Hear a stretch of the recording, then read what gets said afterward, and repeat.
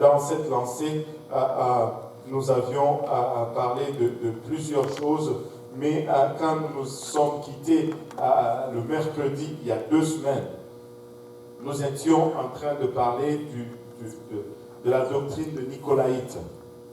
Est-ce qu'il y en a qui s'en rappellent encore? Nous étions en train de parler de la doctrine de Nicolaïte. Ça ne vient pas du 15 Nicolas, mais c'est un autre Nicolas. Amen. Nicolas qui était un des premiers diacres à être élu dans l'Église, mais il a dû rétrograder dans sa marche avec Dieu et il a introduit dans l'Église ce qu'on appelle la doctrine de Nicolaïte. Nicolas, on le voit dans le livre des Actes, chapitre 6, verset 5, la Bible nous dit cette proposition plut à toute l'assemblée. Ils élurent Étienne, homme plein de foi et d'Esprit Saint, Philippe, Procor, Nicanor, Timon, Parmenas et Nicolas, prosélyte d'Antioche. Prosélyte, ça veut dire tout simplement converti d'Antioche. Mais non, il a été nommé comme diacre, mais il a rétrogradé. L'histoire nous dit qu'il a commencé à enseigner une doctrine qu'il appelait la doctrine de la grâce. Et il disait, parce que Paul a dit que nous sommes sauvés par la grâce, alors cela signifie que nous n'avons pas besoin de rien faire. Nous pouvons vivre comme nous voulons parce que nous sommes sauvés par la grâce. Et c'était une fausse doctrine. Il abusait de la grâce que Paul a prêché. La grâce, ce n'est pas une permission. La grâce, ce n'est pas une licence pour pécher. Au fait, le principe qu'il a utilisé, c'est vraiment le principe de Balaam. Et le livre d'Apocalypse compare les Nicolaïtes, la doctrine de Nicolas, à la doctrine de Balaam. Apocalypse 2, 14 et 15. D'abord, verset 6, Apocalypse 2, verset 6 nous dit « Tu as pourtant ceci, c'est que tu hais les œuvres des Nicolaïtes, œuvres que j'ai hais aussi. » Dieu haït les œuvres des Nicolaïtes. Dieu n'aime pas la doctrine de Nicolaïte. Non seulement il n'aime pas, mais il haït. Il déteste cette doctrine. C'est une chose que de ne pas aimer, mais c'est une autre chose que de détester ou de haïr. Quand quelqu'un dit « je ne t'aime pas », ben, ça fait déjà mal. Et quand quelqu'un dit que je te haïs ou je te hais, je ne sais pas comment on dit, je te haïs ou je te hais. Les deux, ça marche? Non? C'est lequel? Je te hais? Bon. Les deux sont bons? Ok. Si quelqu'un te dit, soit je te hais, soit je te haïs, selon son pays d'origine, c'est pire. C'est pire. Ne pas aimer quelque chose, c'est déjà une distance. Mais haïr, c'est encore plus profond, c'est encore plus intense. Tu peux ne pas aimer sans haïr. Mais quand tu haïs, c'est que tu n'aimes pas et que tu n'aimes vraiment pas. et tu ne tolères même pas. Dieu hait ou haït la doctrine de Nicolaïte. Et regardez Apocalypse 2, 14 et 15. On dit ceci, mais j'ai quelque chose contre toi, c'est que tu as là des gens attachés à la doctrine de Balaam, qui enseignait à Balak à mettre une pierre d'achoppement devant le fils d'Israël pour qu'il mangeasse de viande sacrifiée aux idoles et qu'il se livrasse à l'impudicité. De même, toi aussi, tu as des gens attachés pareillement à la doctrine de Nicolaïte. Et Dieu égale la doctrine de Nicolaïte à la doctrine de Balaam. Et Balaam, qu'est-ce qu'il avait fait? Balaam et Balak, c'est Nombre 23, quand on va étudier l'histoire de Balaam. Le Balaam, c'était un prophète de Dieu, qui entendait de la part de Dieu, mais qui a été engagé par un roi qui s'appelait Balak, pour maudire le peuple de Dieu. Et Balak a envoyé ses messagers avec de l'argent pour demander à Balaam de venir et de punir Israël. Mais Balaam dit, je vais consulter Dieu d'abord parce que je ne peux pas rien faire sans consulter Dieu. Il consulte Dieu et Dieu lui dit, non, tu n'iras pas avec ces gens, tu ne vas pas aller maudire Israël. Et Balaam se réveille le lendemain, il leur dit, je ne peux pas venir avec vous parce que Dieu m'a dit, je ne peux pas aller avec vous, je ne peux pas maudire Israël. Ils sont partis, ils sont allés dire à leur chef, voilà, bon, Balaam a refusé. Et Balak a été persistant. Il a envoyé d'autres dignitaires qui étaient supérieurs en grade. Il a envoyé plus d'argent, plus de cadeaux. Et quand Balaam a vu cela, son cœur a été séduit par l'argent. Et il a dit, bon, je veux consulter encore Dieu. Écoute, si Dieu t'a déjà répondu sur une question, ne va pas encore les consulter une deuxième fois. Amen. Tu ne vas pas consulter Dieu sur quelque chose que tu sais déjà. Amen. Et là, Balaam consulte Dieu. Dieu lui dit, ok, va avec. Mais ce n'était pas un, ok, va avec de bénédiction. C'était, ok, va avec de Yanama. Et là, il était en route sur son âne. Et là, l'âne voit un ange qui est sur la route. Un ange de Dieu prêt à tuer Balaam. Vous savez, il y a un principe dans la Bible. La Bible nous dit, demandez et on vous donnera. Et ce principe fonctionne. Quand tu demandes, des fois, Dieu va dire non parce qu'il sait que la chose n'est pas bonne pour toi. Mais si tu continues à insister, il va dire ok, c'est ça que tu veux, prends. Parce que Dieu est toujours un gentleman. Il ne va jamais s'imposer sur toi. Il ne va jamais s'imposer. Mais quand ça devient comme ça, il n'y a pas de bénédiction là-dedans. Parce que tu es hors de la volonté de Dieu. Amen. Et là, Balaam était en route et l'âne voit l'ange et l'âne se détourne et fait tomber Balaam. Balaam tombe de l'âne, il est tellement fâché et il tape l'âne. Bang! Et l'âne se retourne et lui dit, mais pourquoi tu m'as tapé? Je t'ai toujours porté tous ces jours sans te faire tomber. Mais pourquoi tu me tapes aujourd'hui? Et lui, il répond à l'âne, il dit, je t'ai tapé parce que tu m'as fait tomber. Écoutez, il commence à parler à l'âne. Il a une conversation avec l'âne. Et il y a une leçon très profonde là-dedans. C'est que des fois, nous pouvons tellement être aveuglés plutôt par nos convoitises, par nos désirs, que nous ne voyons même plus le surnaturel qui est en train de prendre place devant nous. Et très souvent, nous voyons cela dans une façon très très simple. Très très simple. Très très simple. Et j'aime toujours recourir à ça. Vous savez, le Seigneur nous a dit que ceux qui vont croire en lui, ils vont faire toutes ces choses et même des plus grandes. Amen. Parlant des prodiges. Mais non, je me suis toujours demandé, mais c'est quoi cette œuvre qui est plus grande que le Seigneur n'a pas fait, que nous allons faire?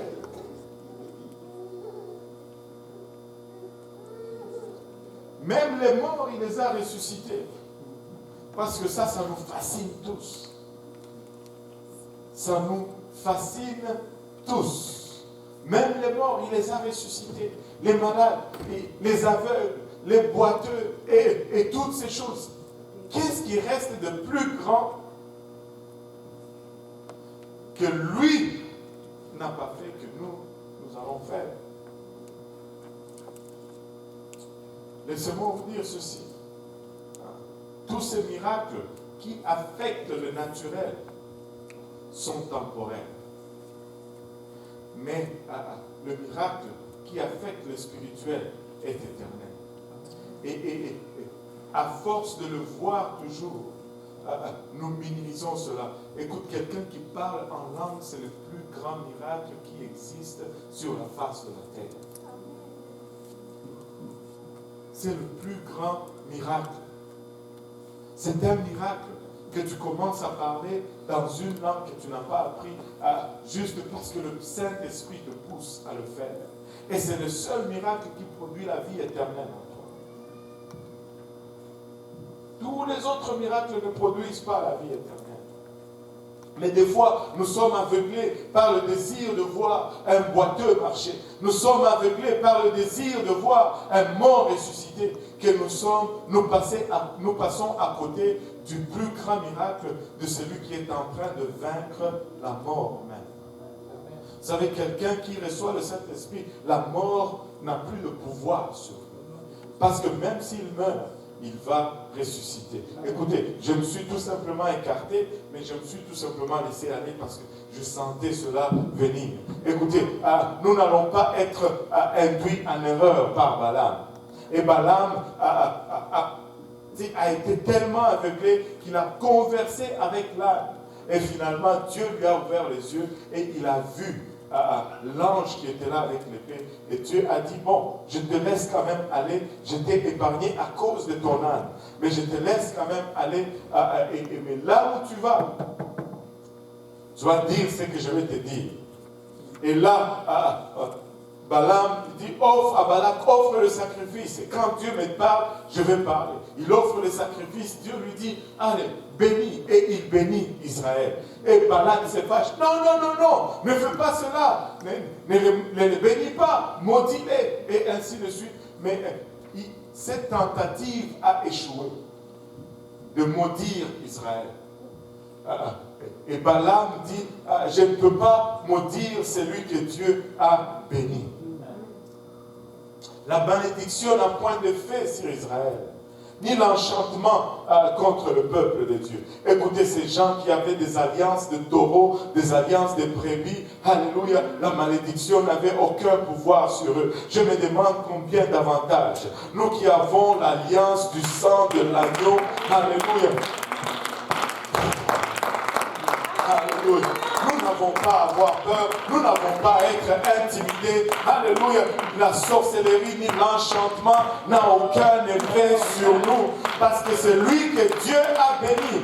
Rien ne peut maudire. Rien ne peut maudire. Nous avons, notre alliance est supérieure à l'alliance de l'Ancien Testament. Anyway, tout ça ne faisait même pas partie de mes notes. Il y avait seulement Balak et Balaam là-dedans. Mais en tout cas, laissez-moi vous dire ceci.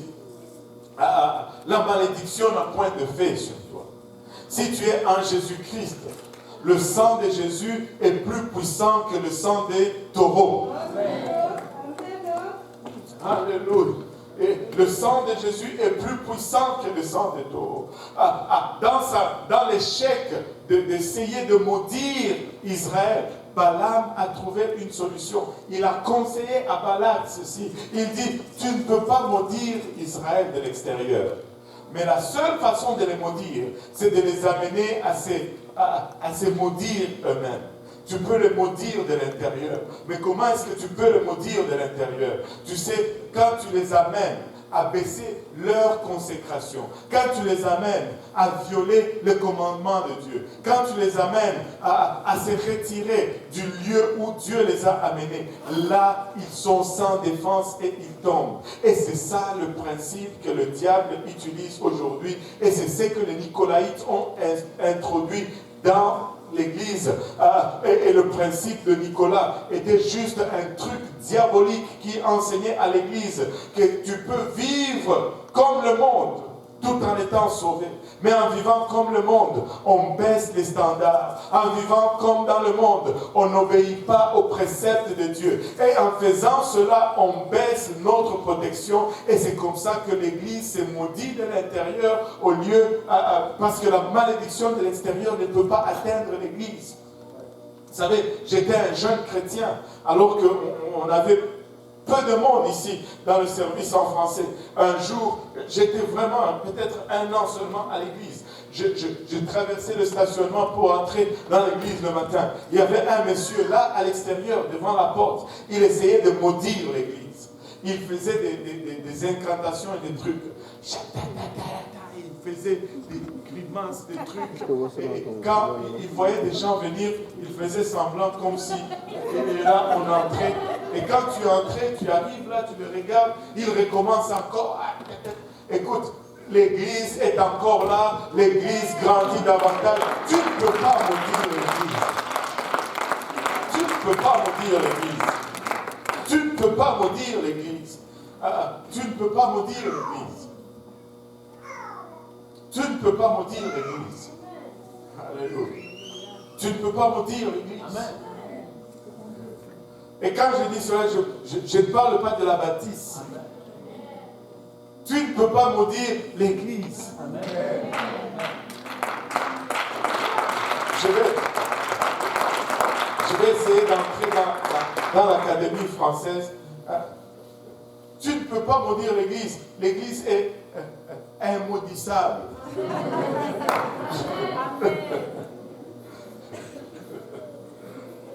Alléluia. Alléluia. Gloire au nom de Jésus. Vous savez, le diable ne peut pas nous détruire dehors.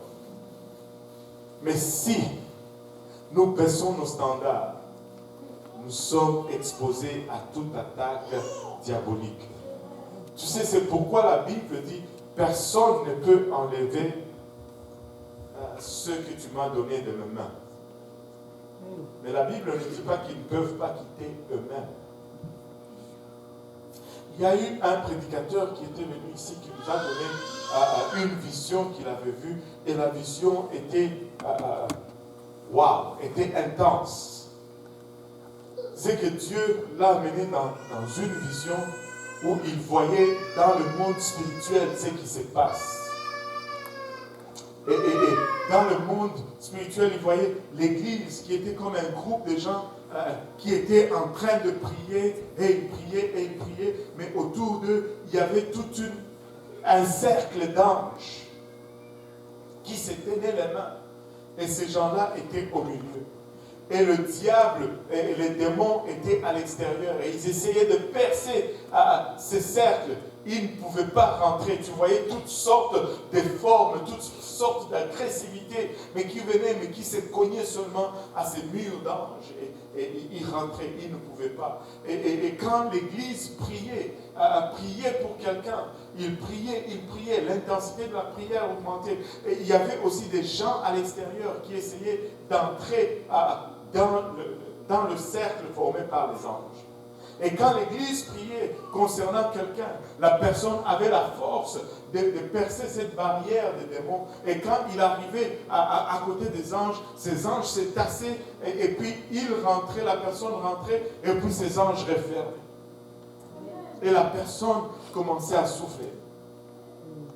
Et les démons ne pouvaient pas rentrer. Mais ce qui était triste, c'est que quand une personne aussi au milieu de ce cercle s'est levée, baissait de prière et commençait à sortir, les anges ne l'empêchaient pas de sortir. Les anges se tassaient également et ils sortaient. Et quand ils sortaient, c'est comme s'ils étaient aspirés partout ces démons qui étaient à l'extérieur. Et l'Église ne peut pas être maudite de l'extérieur. Ça ne peut pas être maudit de l'extérieur. Et Nicolas a introduit cette doctrine qui disait que nous pouvons vivre comme nous voulons. Nous pouvons vivre comme nous voulons et quand même aller au ciel, être sauvés.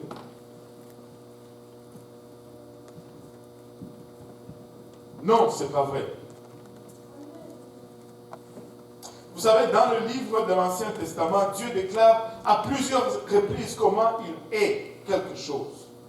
Mais dans le Nouveau Testament, c'est différent. On a parlé de cela la dernière fois. Jésus nous dit que le monde va le haïr.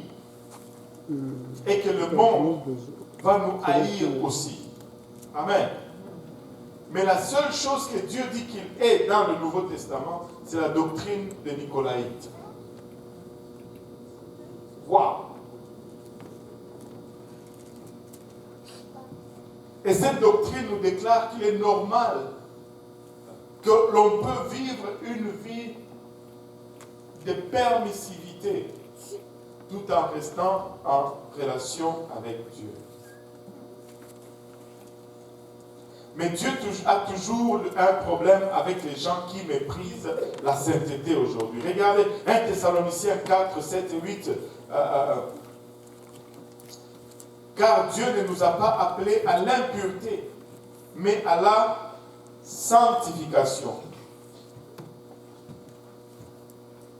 Celui donc qui rejette ses préceptes ne rejette pas un homme, mais Dieu qui vous a aussi donné son Saint-Esprit. Les préceptes de la sanctification ne sont pas les préceptes de l'Église pentecôtiste unie. Les préceptes de la sanctification ne sont pas les idéologies de ces pasteurs endoctrinés Dieudonné Kaosi. Le précepte de la sanctification, ce ne sont pas notre truc pour vous empêcher à avoir du plaisir. Les préceptes de la sanctification sont des commandements bibliques. Et la Bible nous dit que si tu rejettes ces préceptes, tu ne rejettes pas l'Église pentecôtiste unie, tu ne rejettes pas le pasteur Dieudonné Kaosi, tu es en train de rejeter Dieu lui-même. Parce qu'il nous a dit, vous serez saints car je suis saint. Amen. Les normes de sainteté extérieure étaient la première chose à tomber dans la grande chute à la fin du 1er siècle. Mais la marée de changement ne s'est pas arrêtée là. Quand la sanctification tombe, il y a beaucoup d'autres choses qui vont suivre également. Mais ça va être souvent la première chose qui va être mise de côté. La sainteté fut bientôt suivie par la vraie repentance. La vraie repentance n'y était plus. Et puis après, c'était le baptême d'eau par immersion au nom de Jésus-Christ qui a suivi. Le parler en langue a pris la porte. La doctrine de l'unicité a aussi suivi. Et comme les apôtres mouraient l'un après l'autre, des dirigeants avec des petites visions et avec peu de convictions, remplacer et modifier subtilement le message apostolique. Ce n'est que bien plus tard que des grosses erreurs doctrinales ont pris racine dans l'Église et que l'on a propulsé dans l'âge noir cette Église qui était au début glorieuse, qu'on s'est rendu compte que combien on a perdu lorsqu'on a laissé tomber la sanctification. À chaque erreur de l'histoire, quand on regarde dans l'histoire de l'Église, à chaque erreur, nous devons dire non, ne faisons pas la même chose. Quand nous étudions l'histoire de l'Église et que nous voyons une place où l'Église est tombée, nous devons être promptes à dire non, pas nous. Amen. Nous devons rester une église apostolique. Nous sommes appelés à rester une église apostolique. Il y a un ancien enseignant de l'école biblique qui a dit ce mot, le salut est le mot le plus élastique de la Bible.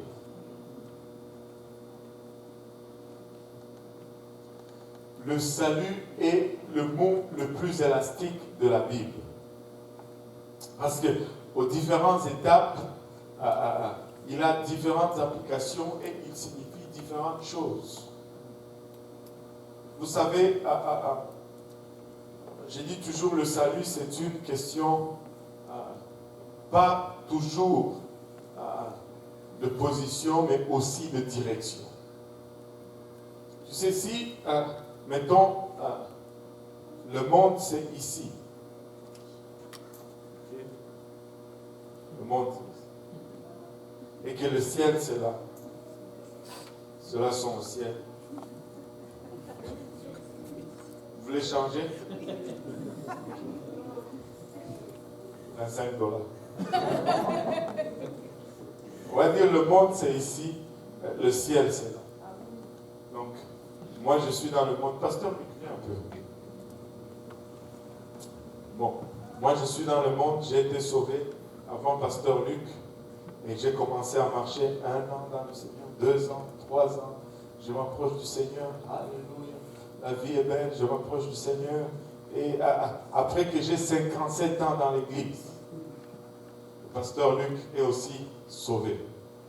Il vient dans l'église. Et lui, tranquillement.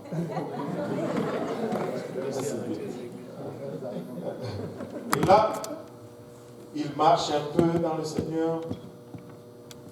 Et là, il s'arrête. Il trouve la sœur Evelyne. Il continue un peu. Il s'arrête. Lui, il est là. Et moi, je suis là. Mais si moi, je commence à être distrait, au lieu de continuer ma marche vers le Seigneur, je suis peut-être ici. Mais du moment que je tourne le dos au Seigneur, que je commence à marcher dans cette direction, qui d'entre nous est sauvé? Lui, il marche vers Dieu, mais moi, je marche vers le monde. Ce n'est pas seulement une question de 57 ans dans l'Église. C'est une question de où est-ce que tu es en train de marcher. Amen. Alléluia. Oui, merci, pasteur Luc. Le salut est le mot le plus élastique de la Bible. J'ai un tableau ici que je vais vous montrer pour illustrer vraiment qu'il y a deux choses qu'on regarde par rapport au salut. Il y a le temps. Par rapport au temps, nous avons 3 positions. Le passé, le présent et le futur. Et il y a l'expérience vécue. Il y a l'expérience vécue par rapport au temps. Dans le passé, tu as vécu des choses, on va y arriver. Il y a, par rapport à cette expérience dans le temps, il y a un terme théologique associé à cela. On appelle cela d'une façon dans la Bible. Il y a mon état, de quoi je suis sauvé. Il y a ma sainteté devant Dieu. Qu'est-ce que Dieu, comment Dieu regarde cela? Et il y a aussi ma justice personnelle. Comment est-ce que je l'obtiens? Et la sanctification, parce que la sanctification, c'est vraiment le processus de devenir saint comme Dieu. Où est-ce que j'en suis dans ma sanctification? Maintenant, dans le temps, j'étais sauvé il y a 57 ans. L'expérience, c'est que je veux dire, j'étais sauvé. Mais le salut étant un mot élastique, ce n'est pas que j'ai été sauvé, un point c'est fini, on ferme le dossier. Non, mais dans le présent, je suis en train d'être sauvé. Mon salut continue. Je continue d'être sauvé. Et dans le futur, quand je vais arriver finalement, je dis, je serai sauvé. Amen. Mais non, le terme théologique, quand je viens d'être sauvé, quand je viens au Seigneur, je ne peux rien faire pour mes péchés. Parce que j'étais pécheur, parce que je suis pécheur, je suis déjà dans les torts. Amen. Parce que je suis dans le tort, pour corriger cela, il faut justifier. Le terme théologique, c'est la justification. Je suis justifié de mes péchés.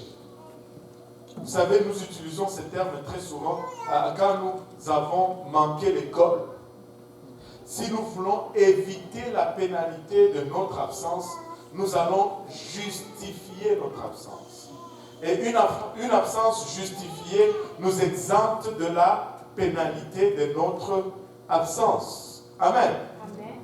Mais dans le présent, comment s'accomplit mon salut? Dans le passé, mon salut s'accomplit dans la justification. Je ne peux rien faire pour mes péchés, mais parce que j'accepte Jésus-Christ, je me fais baptiser au nom de Jésus, le Seigneur justifie mes péchés. Mais c'est comme s'il me rendait juste. Maintenant, dans le présent, pour que je demeure dans le salut, je dois me sanctifier. C'est-à-dire, je change mes habitudes. J'élimine les mauvaises habitudes pour que je commette de moins en moins le péché. Je marche continuellement vers la sanctification. Je suis en train de me sanctifier. La justification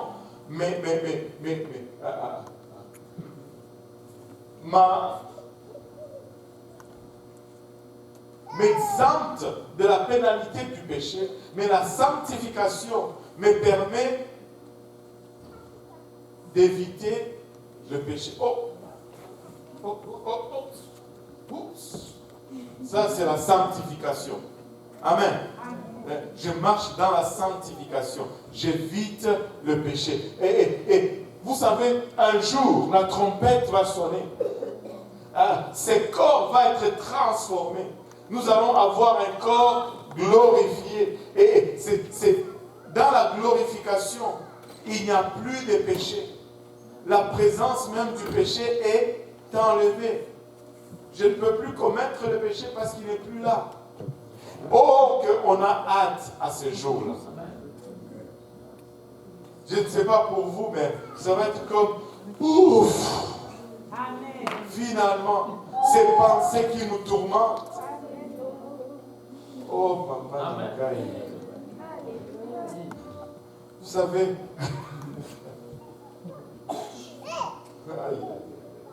donc, je disais, donc, je suis sauvé dans le passé de la pénalité du péché parce que je suis justifié, dans le présent de la puissance du péché parce qu'en vivant par la sanctification, j'évite le péché.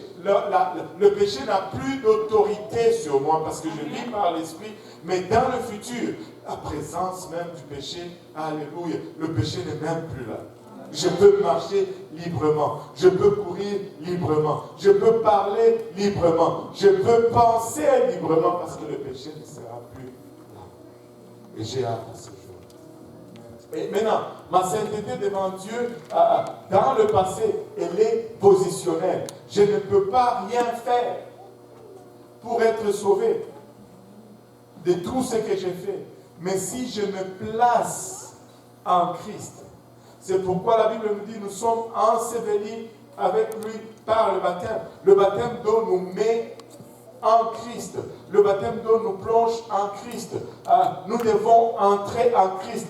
La Bible utilise ce terme, nous devons revêtir Christ. Mon salut est positionnel par ma position. Maintenant, dans le présent, mon salut, qui est vraiment élastique, devient expérientiel. C'est-à-dire, quand j'expérimente la sanctification, je demeure dans le salut. Amen. Ma vie de tous les jours, j'évite les mauvaises pensées. J'évite de regarder les mauvaises choses. Je commence à veiller sur mon apparence. Et je commence à éviter certains livres. Je commence à éviter certaines images. C'est une expérience de vie. Et c'est ce qui me couvre et me garde dans ma marche avec Dieu et dans mon salut. Le salut est expérientiel. Mais quand on entre, alléluia, après la trompette, on entre dans l'éternité. Vous savez, il y a une particularité avec l'éternité. C'est que dans l'éternité, rien ne change. La Bible me dit ceci. L'arbre qui tombe demeure dans la position où elle est tombée, où il est tombé plutôt. Tu ne changes pas de position après avoir fait ton entrée dans l'éternité. Dans l'éternité, rien ne change. Savez-vous pourquoi le diable n'a pas été pardonné? Parce qu'il a péché dans l'éternité. Et dans l'éternité, il n'y a pas de temps pour se repentir. Parce que tu es dans l'éternité. Donc dans l'éternité, il n'y a pas de temps.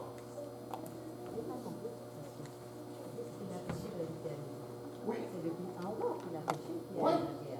Oui. Ah, je comprends. Bon, voilà. Le temps commençait avec nous. Lui, il avait déjà péché avant. Alléluia. Maintenant, quand nous rentrons dans l'éternité, notre salut est éternel. C'est fini. ça ne dépend plus de notre position parce que la position peut changer. Ça ne dépend plus de notre expérience parce que l'expérience peut changer. Mais là, ça devient éternel, c'est final. On ne peut plus te l'enlever. Et ma justice personnelle est imputée, elle m'est donnée comme quelque chose de non mérité. Dans le passé, je n'ai rien fait, on me l'a juste donné. Parce que j'ai revêtu Christ. Mais pour la préserver, elle doit être maintenant impartie à moi. Pourquoi elle est impartie? Parce qu'une partie de cela provient de mon expérience de tous les jours. C'est que je fais pour éviter le péché. Amen. Et quand on va dans l'éternité, cette justice devient implantée, ça devient partie de ma nature. Je ne vais plus changer. Ça devient moi. Amen. Et maintenant, la sanctification, elle s'accomplit où? Pour arriver à notre point. Dans le passé, quand nous venons d'être sauvés, nous nous sommes repentis, nous avons été baptisés d'eau et nous recevons le. Vous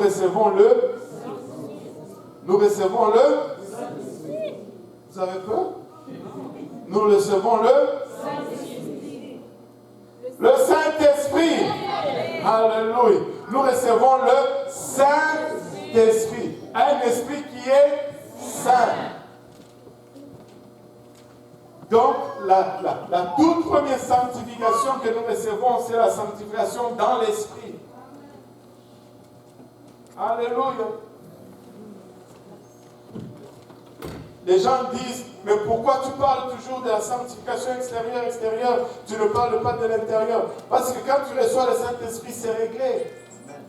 C'est déjà saint. On reçoit un esprit qui est saint. Tu n'as rien à faire, c'est l'Esprit Saint. Tu dois maintenant juste te soumettre et te laisser conduire par le Saint-Esprit. La sanctification se fait dans mon esprit.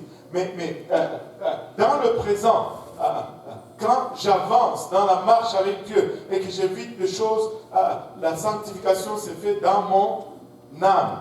L'âme, c'est cette partie ou cette dimension où nous avons nos émotions, nos sentiments, nos pensées. Et donc notre façon de penser est en train de se transformer. Nous changeons notre façon de penser. C'est pourquoi évite de nourrir ton âme avec des choses qui ne sont pas saines. Tu vas handicaper ta sanctification. Il y a des livres que tu ne dois plus lire. Arlequin.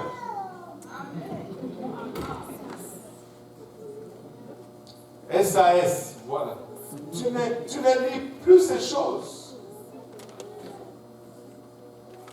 C'est un genre de livre. C'est bon que tu ne connaisses pas.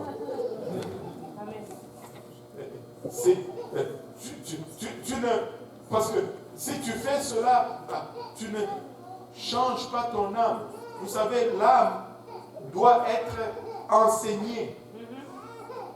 Tu enseignes ton âme. C'est comme ça que tu transformes ton intelligence. Tu enseignes ton âme. Tu commences à lire la Bible, tu commences à lire les livres qui parlent de l'histoire de l'Église, des choses positives, et tranquillement, tes pensées changent. Je vais vous donner un exemple de comment cette affaire marche. Maintenant, quand j'étais jeune, ça n'a pas l'air aujourd'hui, hein? Mais quand j'étais jeune, j'étais un adepte de Bob Marley comme ça ne se peut pas. Là, vous êtes étonnés. Hein? Oui. Je connaissais toutes les chansons de Bob Marley. Ce qu'il a écrit avant, pendant et après sa mort, dans quelles circonstances il les a écrits, en dessous de quel arbre il était, combien de bâtons qu'il a fumé avant de commencer à composer. j'avais tous les concerts, les chansons en concert, les chansons en studio, la même chanson. J'écoutais, je me disais, ah, ça c'était quand il a joué à l'indépendance du Zimbabwe, blablabla. Bla, bla. Je pouvais tout te dire, toutes ces historiques là. Mais quand je suis venu au Seigneur, au début, c'était Bob Marley quand même. C'était un type de bien. Mais un jour, j'ai entendu une de ses entrevues où il disait, vous savez, la Bible dit que Jésus est vivant. Non, Jésus-Christ est mort. Ce n'est pas lui qui est vivant. C'est Haïlé Sélassié qui est vivant. Et il est en Éthiopie pour le moment. Non, ils disaient ils disent que le ciel c'est pour l'avenir. Non, non, c'est maintenant. C'est en Éthiopie. Je dis, wow. Ça, j'ai commencé à mettre ça de côté. Mais quand j'ai commencé à grandir, un jour, l'Esprit du Seigneur m'a saisi. Et je ne venais même pas encore ici à l'église. J'avais toute ma collection là. Et à cette époque, il y avait autre chose que peut-être certains d'entre vous ne connaissent pas. On appelait ça des cassettes. Des 60 minutes, des 90 minutes. Et tu tournais ça des fois avec le big crayon.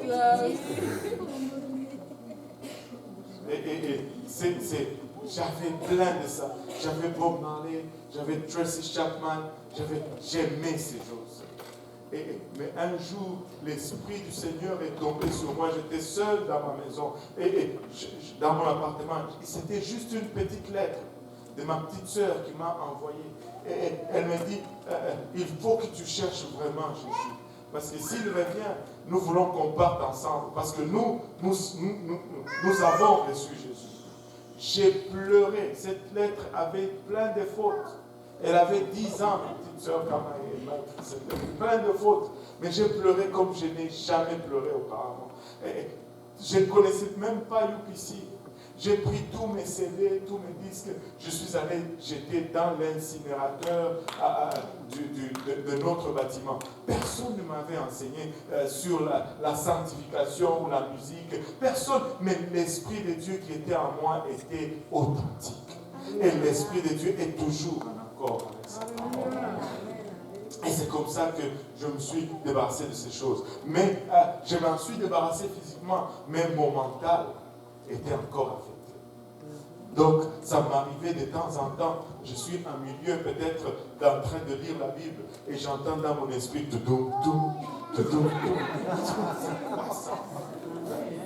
Il fallait, ça a pris des mois, ça a pris des années à ne plus écouter cela et à juste écouter la musique. Ça a pris un temps pour rééduquer mon âme.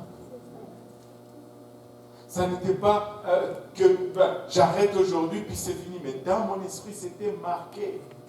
Et ça a pris un temps pour nettoyer tout cela. Mais si je n'avais pas coupé, j'allais continuer à être affecté jusqu'aujourd'hui. Tu dois commencer à te nourrir avec ce qui est bon. Et tranquillement, regardez l'imagerie. Prenez un verre. Remplissez de coke. C'est pas la meilleure chose à boire, mais c'est bon ce truc-là. Et remplissez de coke. Maintenant, si vous le mettez en dessous du robinet, vous ouvrez l'eau. Tranquillement, l'eau rentre dans le coke. Et petit à petit, le coke s'éclaircit. Il se dilue. Mais si tu continues à verser de l'eau continuellement, tu vas voir qu'éventuellement, il va y avoir plus d'eau et moins de coke. Jusqu'à ce qu'éventuellement, il n'y aura plus de coke, mais seulement de l'eau. Et c'est ça le processus de la sanctification. Tranquillement, tu t'imprègnes de la parole de Dieu. tranquillement, tu t'imprègnes, tu bois cette parole, tu t'imprègnes de cette parole, tu écoutes cette parole et tu vas éventuellement arriver à cette place où tout ce que le monde avait déversé en toi va partir. Mais il ne faut pas que tu arrêtes le processus. C'est un processus continu. Ne ferme pas ce robinet.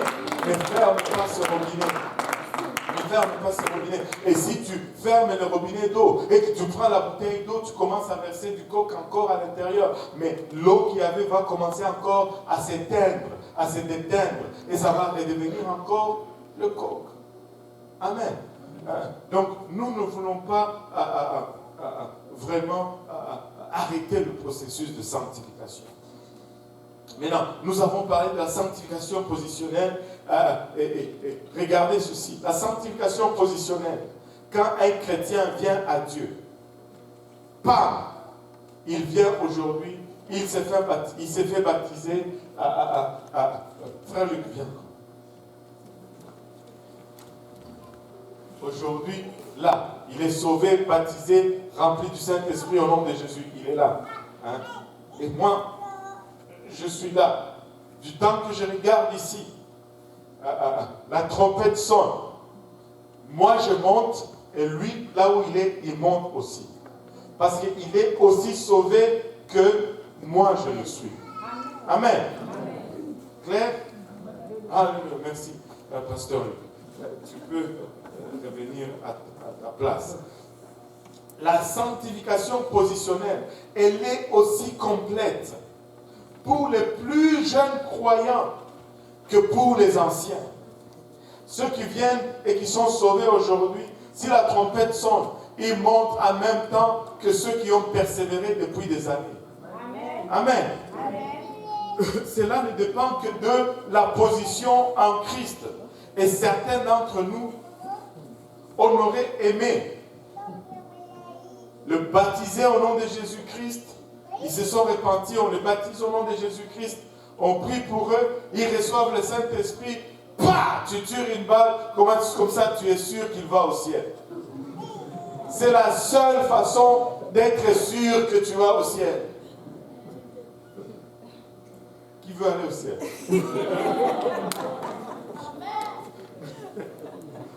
Aïe, aïe, aïe.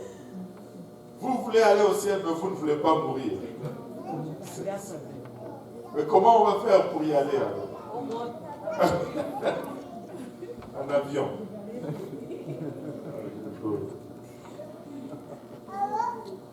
Donc cela ne dépend que de sa position en Christ. Un nouveau chrétien est aussi sauvé que n'importe quel saint au moment où il est né de nouveau. Mais il ne fait que commencer sa marche avec Dieu. Il est encore immature, il n'est pas mature. Mais il commence sa marche avec Dieu. C'est un bébé. Amen. Mais il est aussi sauvé que le vieux. Amen. Maintenant, la sanctification expérimentale, ou expérientielle plutôt, est la réelle sainteté de notre vie, ou ce que nous sommes en Christ, ou ce que nous devenons et développons en Christ. Il y a d'autres qui vont développer, il y a certains qui vont développer plus vite que d'autres. Amen.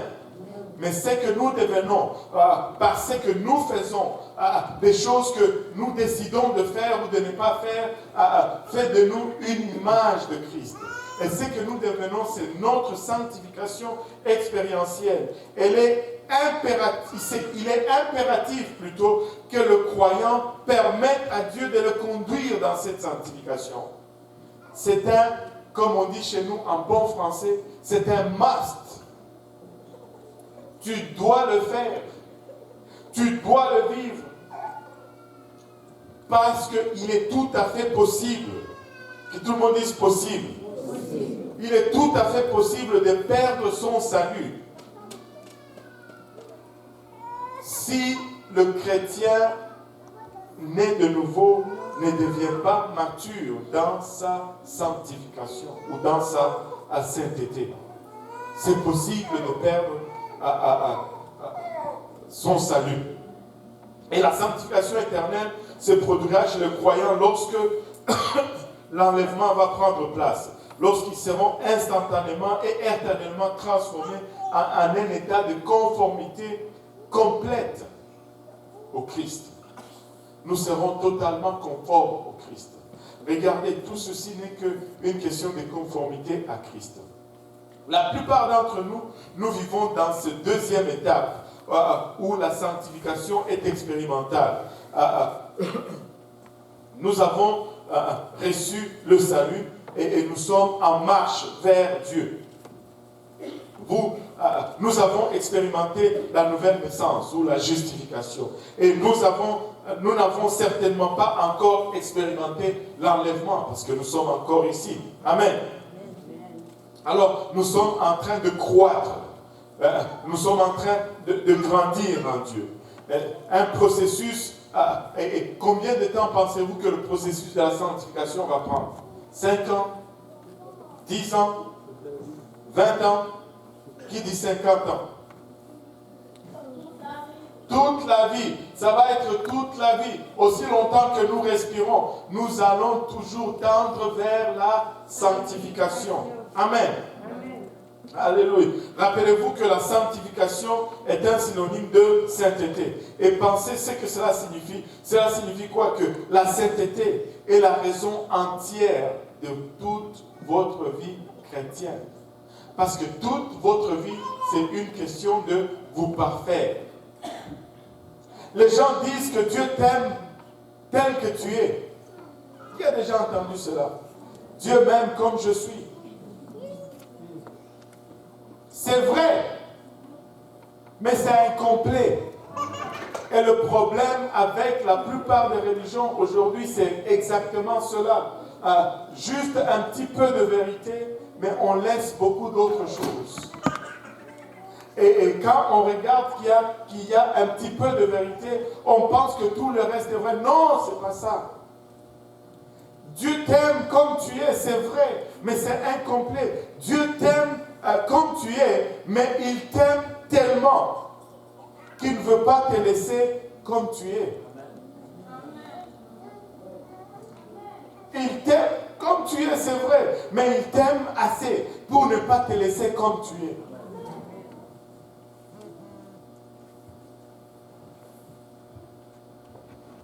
La sanctification est un projet de rénovation qui va durer toute la vie. Et son objectif, c'est de nous conformer à l'image. Et le mot image, dans la Bible, c'est le mot icône. Qui a déjà entendu parler des icônes?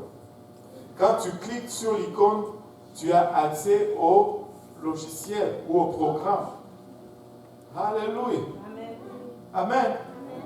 Nous devons être l'image, de sorte que quand on clique sur nous, on peut avoir accès à ce qu'il y a de Dieu. Et à mesure que vous grandissez, vous commencez à penser, vous commencez à parler, vous commencez à agir et à réagir comme Christ le ferait. Si nous sommes l'image de Dieu, notre objectif c'est de penser, non seulement de paraître, mais de penser comme Christ pensait. Non seulement d'agir, mais d'agir comme Christ agissait. Mais c'est une chose que d'agir comme Christ agissait. Mais réagir comme Christ réagissait, de fois c'est plus difficile. Christ ne tapait pas les gens. Je peux ne pas taper les gens. Mais quand on tapait Christ, Christ ne réagissait pas en tapant. Ça devient plus difficile. Amen. C'est une chose que d'agir comme Christ. Mais de réagir comme Christ réagissait. Nous devons réagir comme Christ réagissait. Amen. En grandissant en Dieu, votre vieille nature devient subjuguée par la nature nouvelle que vous avez reçue lorsque vous êtes nés de nouveau. Regardez Colossiens 3, 9 à 10. Ne mentez pas les uns aux autres. Colossiens 3, 9 et 10. Ne mentez pas les uns aux autres, vous étant dépouillés du vieil homme et de ses œuvres. Si tu es en Christ, tu arrêtes de mentir. Amen. Amen. Amen. Tu arrêtes de mentir. Amen. Ah, ne mens pas au pasteur. C'est pas gentil. Verset 10. Et ayant revêtu l'homme nouveau qui se renouvelle dans la connaissance selon le monde. Non, selon l'image de celui qui l'a créé. Nous nous renouvelons et nous nous transformons graduellement dans l'image de notre Créateur qui est notre Dieu, qui est Jésus-Christ. C'est un processus. Regardez Romains 8, 29. Romains 8, 29. Ça, c'est la vraie prédestination. Là, nous ne sommes pas prédestinés dans le sens sauvés ou pas sauvés. Ça, c'est la prédestination. Car ceux qu'il a connus d'avance, il les a aussi prédestinés. Il les a prédestinés à être quoi? Pas à être sauvés, mais à être semblables à l'image de son Fils, afin que son Fils fît le premier-né entre plusieurs frères. Nous sommes, notre destination, c'est de devenir comme Christ. Comme Jésus-Christ. Il nous prédestine à devenir comme Jésus-Christ. Amen. 1 Corinthiens 15, 49 et 50. 1 Corinthiens 15, 49 et 50. Et de même que nous avons porté l'image du terrestre, nous porterons aussi l'image du céleste. Ma soeur, mon frère, alléluia, quand Dieu te sauve, il ne veut pas que tu continues à garder l'image du terrestre. Il veut que tu te transformes dans l'image de qui il est. Alléluia. Ainsi, la référence, c'est toujours que dirait Jésus-Christ. Que ferait Jésus-Christ? Est-ce qu'il va aller là où j'essaie d'aller aujourd'hui? Est-ce qu'il allait faire ce que je suis en train d'essayer de faire? Est-ce qu'il allait parler comme j'essaie de parler? Est-ce qu'il allait s'habiller comme j'essaie de m'habiller? Moi, je suis sûr que si Jésus était sur la terre aujourd'hui, il allait s'habiller comme je m'habille là aujourd'hui. Peut-être pas la même couleur. Peut-être pas la même couleur. Je ne sais pas ces choix de couleurs. Qu'est-ce que ça serait? Mais je suis sûr que il allait s'habiller. Je suis sûr qu'il n'allait pas porter le fat farm. Je suis sûr, fat farm ou quelque chose. Je suis sûr qu'il n'allait pas porter les pantalons ici et marcher comme ça. Je suis sûr. Je suis sûr. Amen. Non, je veux être son image. Je ne veux pas continuer à ressembler au monde. Oh là là, mon temps court. Je ne veux pas continuer à ressembler. Et de même que nous avons porté l'image du terrestre, car nous étions dans le monde, nous faisions tout pour être à la mode. Enfin, je veux dire, à la mode.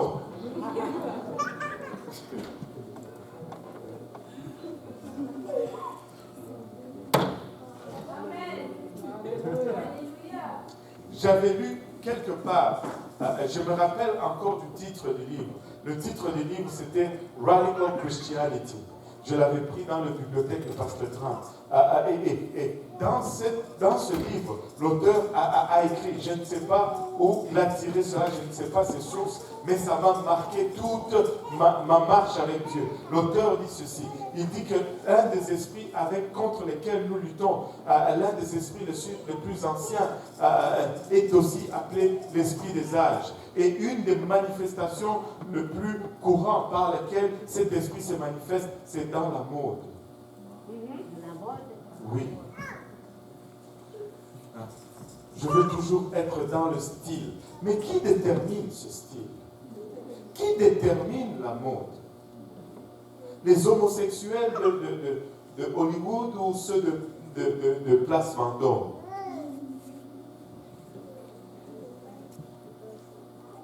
Qui dicte? Qui dit que ça c'est la mode et ça ne l'est pas? Laissez-moi vous dire, ce n'est ni Hollywood, ni Paris Match, ni Place Vendôme, ni Zara ou Raza ou tous ces gens. C'est Dieu qui détermine qu'est-ce qui est la mode pour moi. C'est Dieu qui détermine le style pour moi. Amen. Oh de nous, Seigneur.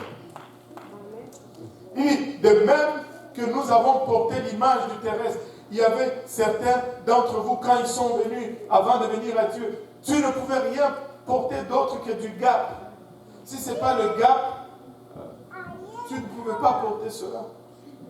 Mais tu sais, je ne sais pas si c'est vrai, tu sais, ce que j'ai appris, Gap, qu'est-ce que ça signifie? Gay and proud. Gay et fier d'être gay. Abomination. Abomination. Wow. Je deviens silencieux. Maintenant, 50. Ce que je dis, frère, c'est que la chair et le sang ne peuvent hériter le royaume de Dieu. Et que la corruption n'hérite pas l'incorruptibilité. Écoute, nous ne pouvons pas prétendre rester mondains et aspirer à la vie éternelle. Vous pouvez être en désaccord, c'est votre choix, mais c'est ça la parole de Dieu. 2 Corinthiens 3, 17 et 18 nous dit,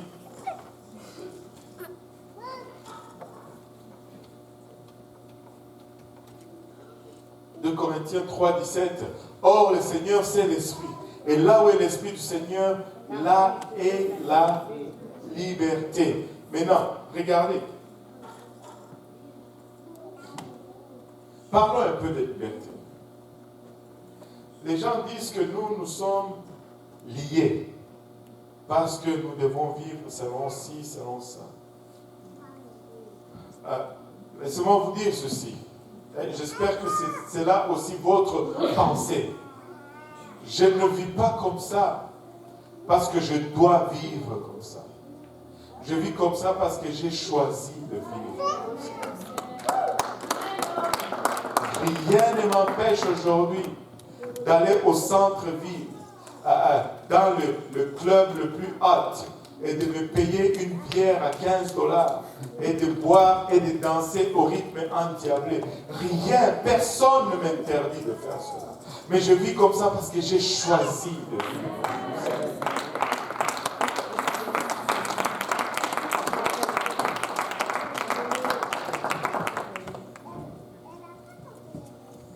Là où est l'Esprit de Dieu, là est la liberté. C'est pourquoi, des fois, quand les gens commencent à faire ci et ça, d'autres viennent me dire, « Oh, pasteur, regarde tel, tu me... » Je ne peux forcer personne. Je ne peux que prêcher ceci avec toute la force que j'ai. Avec toute la force que j'ai. Amen. Alléluia. Or, le Seigneur, c'est l'Esprit. Et là où est l'Esprit du Seigneur, là est la liberté. Écoutez, avant, tu ne voulais pas aller à l'école si tu n'avais pas de Nike. Tu ne voulais pas aller à l'école si tu portais des 7,25. Non, c'est 7,27. Est-ce qu'il y en a qui connaissent ça? Non, c'est une sorte de jeans qu'on vendait chez Zellers. Là, vous riez, hein? Parce que vous n'allez jamais oser porter ça. Moi, j'ai grandi avec ça. Si ce n'était pas, je ne sais pas moi, du Pélé ou du Levi's, est-ce que ça existe encore, Pélé? C'est vieux, hein? Bon, ça révèle mon âge. Et si ce n'est pas du Tommy Hilfiger, hein, tu ne vas pas porter cela. C'est un jour, j'avais vu, est-ce qu'il y a quelqu'un qui a un sac en bandoulière ici? Bon, ok, on va utiliser ça. Viens. Il n'y a personne qui a un sac Adidas ici. Maria, où est ton sac Adidas? Bon, amène-le un peu. Ça, on va respecter un peu ce qui s'est passé.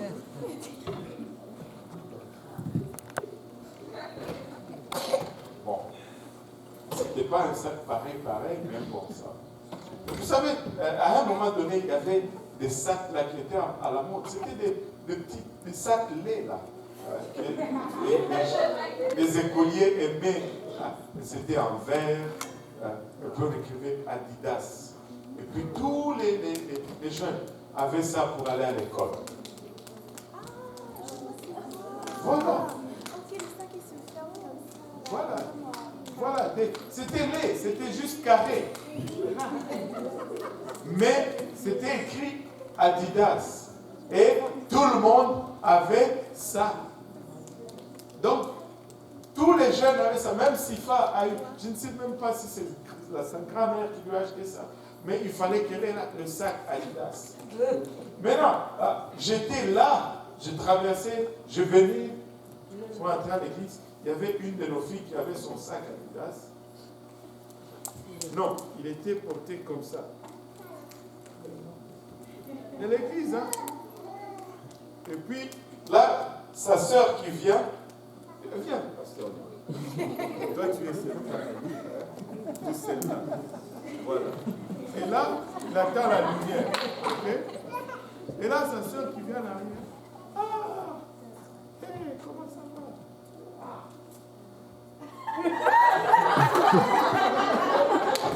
Et puis, Amot. Il faut qu'on voit que c'est Adidas. Tu as caché là. Non, mais tu ne fais pas ça. J'étais comme, wow.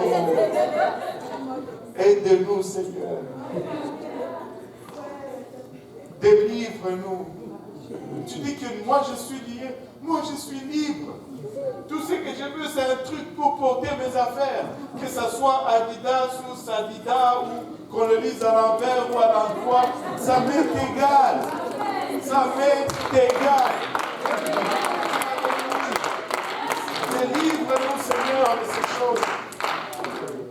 Et nous tous, qui le visage, verset 18, nous tous qui le visage découvert contemplons comme dans un miroir la gloire du Seigneur, nous sommes transformés à la même image de gloire en gloire comme par le Seigneur l'Esprit. Et regarde, l'Esprit du Seigneur qui est en nous. Quand nous voyons le Seigneur, nous disons waouh, mais c'est un processus. Nous sommes transformés en la même image, mais comment? De gloire en gloire. De gloire en gloire, de gloire en gloire. C'est un processus qui continue. Ce n'est pas quelque chose d'instantané. Mais nous ne pouvons pas faire une transformation. J'aime cet écrivain, il s'appelle C.S. Lewis. Est-ce qu'il y a des gens, il y a une pomme qui est vivante, qui marche toute seule ici, en avant.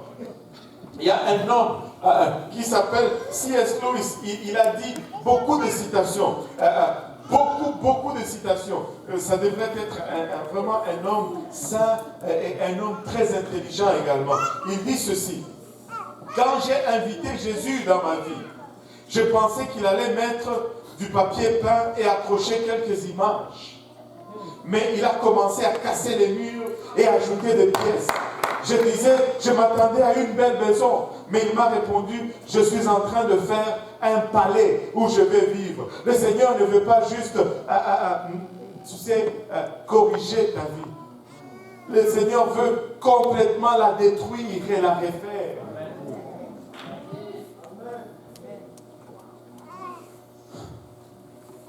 Le Seigneur va bouleverser ta vie. Il veut changer ta vie. Ce n'est pas juste une peinture pour masquer les défauts, non. Il ne masque pas les défauts, il détruit les murs et il en construit d'autres qui sont droits et parfaits. Dieu veut changer ta vie, il veut transformer ta vie. Quand on vient à Dieu, ce n'est pas pour rester le même, c'est pour être transformé. Si nous n'avions pas besoin d'être transformés, Jésus n'allait pas venir et mourir pour nous. Nous serions déjà. Amen. La bataille de la sainteté, de la sanctification est gagnée ou perdue dans nos pensées. C'est toujours entre les deux oreilles que cette bataille se gagne. Parce que ce sont nos pensées ou l'âme qui doit être transformé sur une base quotidienne. Et cela, c'est chaque jour. C'est pourquoi je dois prier chaque jour. Si je ne prie pas, c'est impossible de me soumettre à l'Esprit qui est en moi. Je dois prier chaque jour. Je dois lire la parole de Dieu chaque jour. Et petit à petit, je transforme ma façon corrompue de penser. Vous savez, ce n'est pas quelque chose qui arrive au jour le jour. C'est pourquoi on vous supplie. C'est pourquoi on lutte avec vous. Pour que vous ne retourniez pas dans certaines choses. Pour que vous ne passez pas du temps avec certains types de personnes, certaines catégories d'amis. Ils polluent vos pensées. Ils sont encore dans l'ancien système. C'est comme si vous ajoutez du coke dans le verre. Mais si vous passez du temps avec des personnes qui ont un langage sain, des habitudes saines, des réactions saines, ça vous affecte, ça vous transforme. C'est un processus de tous les jours. Tous les jours, je dois veiller à qu'est-ce que j'entends. Je dois veiller à quoi je regarde. Écoute, ne prends pas plaisir. Écoutez, ne jouez pas avec ces choses. Même en cachette, ne jouez pas avec ces choses. Vous savez, chez moi, à la maison, pour mes enfants, je me rappelle, Sifa était encore bébé. Et je rends grâce à Dieu pour une femme qui tient à la parole de Dieu plus que toute chose. Nous étions rendus à une place où nous nous sommes dit que même les pyjamas, nous n'allons pas acheter des pantalons pyjamas même pour notre fille. C'est radical, oui, peut-être c'est radical, mais nous voulons établir quelque chose. Et c'est extrême, oui, peut-être c'est extrême, parce que ce monde auquel nous faisons face est aussi extrême. Le monde auquel nous faisons face n'est pas un monde des justes, des pécheurs comme ça, facile. Vous savez, nous faisons face à des gens qui... un monde qui, tu vois un chanteur qui va sur scène, qui est tellement possédé par les démons, qui entre en convulsion et qui vomit. Et pendant qu'il chante, il commence à manger encore ses vomis.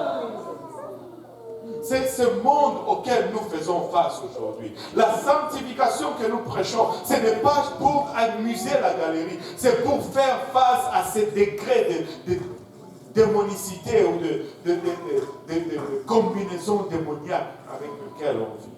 Nous vivons dans une époque où des gens sont tellement pervers, tellement ancrés dans le mal, qu'ils vont faire une opération pour s'enlever les deux côtes, afin qu'ils puissent se pencher pour se masturber avec sa bouche.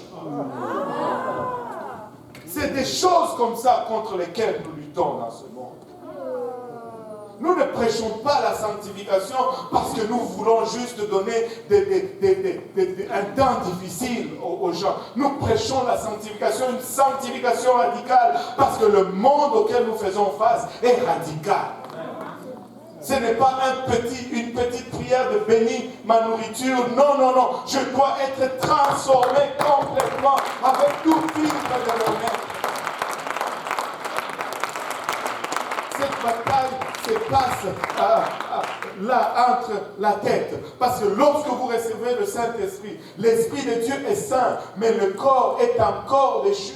Le corps tire d'un côté, alléluia, et l'Esprit tire de l'autre côté. Et là, l'âme qui est au milieu, et l'âme, c'est là où se passent les décisions. Et jusque-là, l'Esprit n'était pas là, l'Esprit était mort. Et tout ce que l'âme avait, c'était juste le désir de la chair à satisfaire. Mais maintenant, il y a un autre maître. Il y a une autre attraction qui est l'esprit. Et il est contraire à l'âme. Et si, plutôt à la chair. Et si tu n'éduques pas l'âme, tu vas retourner à continuer à faire le plaisir de la chair.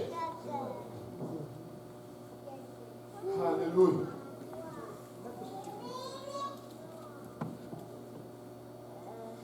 Comme nous gagnons graduellement cette bataille de l'âme, de plus en plus, nous nous soumettons à la direction du Saint-Esprit. De plus en plus, nous grandissons en Dieu. Vous savez, il ne faut pas jouer avec la sanctification. C'est la nature même de Dieu. Il ne faut pas jouer avec la sanctification.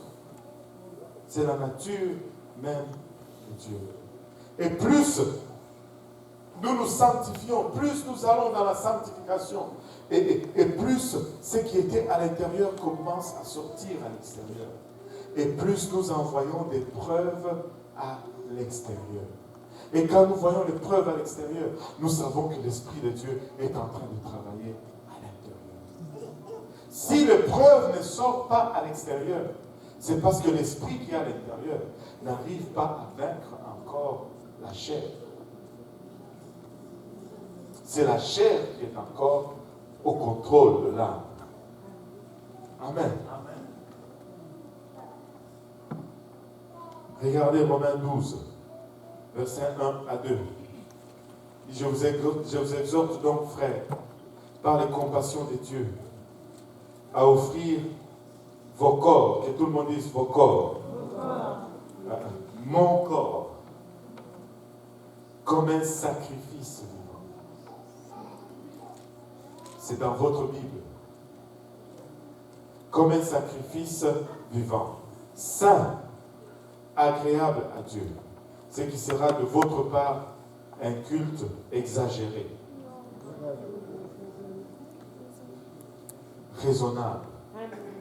La sanctification, c'est tout simplement raisonnable. Ne vous conformez pas au siècle présent. En d'autres termes, ne laissez pas le siècle présent dicter votre être, votre agir, votre apparence. Mais soyez transformés. Mais comment? Par le renouvellement de l'intelligence. Comment je renouvelle l'intelligence? J'étudie, je lis, j'écoute la prédication, je laisse les choses de Dieu commencer à rentrer de plus en plus en moi et ces choses me transforment graduellement. Afin que vous discerniez quelle est la volonté de Dieu, ce qui est bon, agréable et parfait. Les gens courent ça et là, cherchant à savoir qu'est-ce que Dieu désire pour eux. Si tu veux savoir ce que Dieu veut pour toi, vis une vie de sanctification. Nous cherchons toujours des choses compliquées, des choses pour épater, pour éblouir. Mais si nous demeurons dans la simplicité de la parole de Dieu, les choses se font tout seules. Oh, j'ai eu une vision. Ben, c'est bon. Mais si tu fais juste la sanctification, tu vas voir que Dieu va te montrer. Petit à petit. La parole de l'Éternel est une lampe à mes pieds et une lumière sur mon sentier. Comme j'avance, plus la lumière me montre. Très simple. Très simple. 1 Corinthiens 3, 16, 17 nous dit: ne savez-vous pas que vous êtes le temple de Dieu et que l'Esprit de Dieu habite en vous? Si quelqu'un détruit le temple de Dieu, Dieu le détruira, car le temple de Dieu est saint. Et c'est ce que vous êtes. Vous savez, quand la Bible nous dit ici, si quelqu'un détruit le temple de Dieu, le mot grec ici, ce n'est pas nécessairement mutiler. Ça comprend la mutilation, mais c'est aussi souiller. Souiller. Teindre.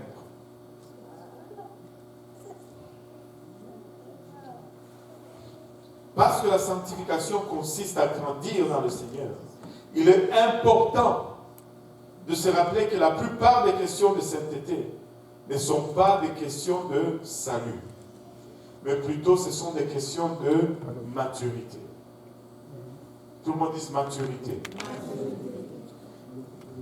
Et c'est pourquoi, si l'Église peut me donner son attention pendant 2-3 minutes ici, c'est pourquoi nous donnons aux nouveaux croyants. C'est pourquoi nous donnons aux nouveaux croyants beaucoup de temps pour qu'ils puissent apprendre la parole de Dieu. Amen. Nous devons donner du temps aux nouveaux. Amen. Nous ne devons pas les forcer dans ces choses. Ce ne sont pas des choses, ce ne sont pas une question de salut auparavant. mais c'est une question de maturité. Amen. Ils doivent grandir. Et pour grandir, ça prend du temps. Et si leur croissance est basée sur la parole de Dieu, ça va être une croissance certaine et solide. Mais si elle est basée sur la pression que vous leur faites, ça ne va pas être une croissance qui va être soutenue. Quand toi tu es venu à l'église, ça t'a pris 17 ans avant que tu ne te débarrasses de certaines choses. Mais tu veux que celui qui vienne après toi prenne seulement 17 jours pour se débarrasser des mêmes choses. C'est injuste. Sois patient. Maintenant, qu'est-ce que cela signifie? Je ne suis pas en train de donner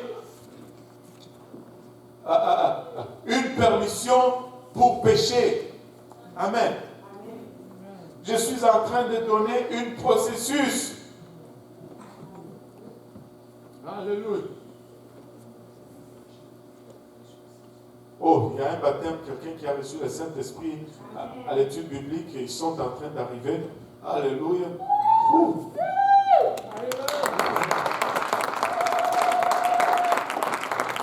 Ça, c'est une église. Alléluia. Moi, j'aime l'église. Je ne sais pas pour vous, mais moi, j'aime. Alléluia. Mais nous devons donner autant de temps aux nouveaux pour qu'ils grandissent dans la parole de Dieu et pour grandir dans les voies de Dieu. Et c'est pourquoi nous aimons tout le monde. Nous aimons tout le monde dans notre église. Indépendamment de leur niveau de maturité spirituelle, nous les aimons. Je ne sais pas pour vous, mais moi je les aime. Et je sais que Pasteur Luc les aime. Vous savez, cette personne qui vient là pour la première fois, j'aime autant qu'elle vient avec son mini-jupe, j'aime autant qu'elle vienne ou qu'il vienne avec son pantalon baissé, qu'il ne vienne pas du tout. Laissez-les venir. Nous les aimons tels qu'ils sont, mais c'est incomplet. Nous les aimons. Et tu dois les aimer parce que Dieu les aime. Savez-vous quoi? Dieu est mort pour eux alors qu'ils portaient leurs pantalons là et qu'ils marchaient encore comme ça. Il est mort pour eux. Il les aimait tant pour aller et mourir pour eux. Tu ne peux pas les aimer moins. Alléluia. Bon, même si vous n'êtes pas d'accord, battez le vin pour le Seigneur. Juste pour faire savoir comme si vous étiez d'accord. Nous les aimons, indépendamment de leur niveau de maturité spirituelle. Si nous les aimions avant qu'ils ne soient sauvés. Tu sais, écoutez, réfléchissons un peu. Tu vois cette prostituée sur la rue. Qu'est-ce qui te pousse à lui dire, viens, je t'invite à l'église? Si ce n'est pas de l'amour. Maintenant, si tu l'as aimée alors qu'elle était encore prostituée, mais maintenant qu'elle est venue à l'église, qu'elle s'est baptisée, mais qu'elle n'a pas encore pris toutes les choses de la sanctification, pourquoi tu vas l'aimer moins? Elle est déjà mieux qu'au début. Amen.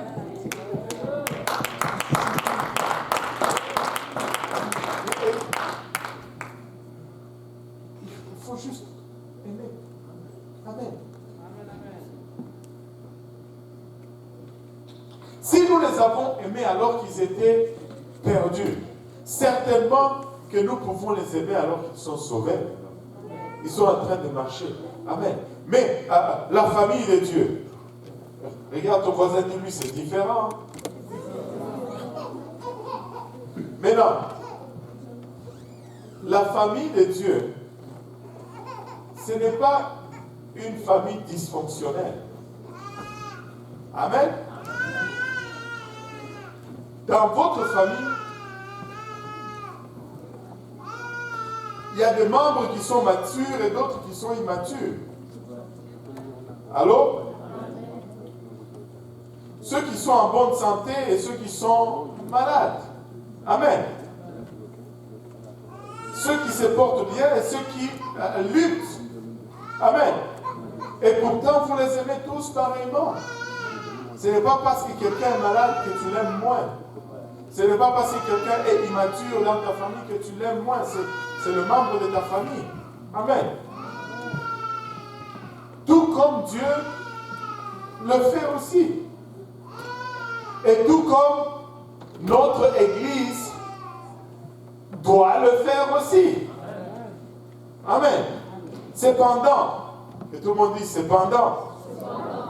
Cependant, ce serait une tragédie si vos enfants ne grandissaient pas. Et pour pallier à ça, qu'est-ce que vous faites?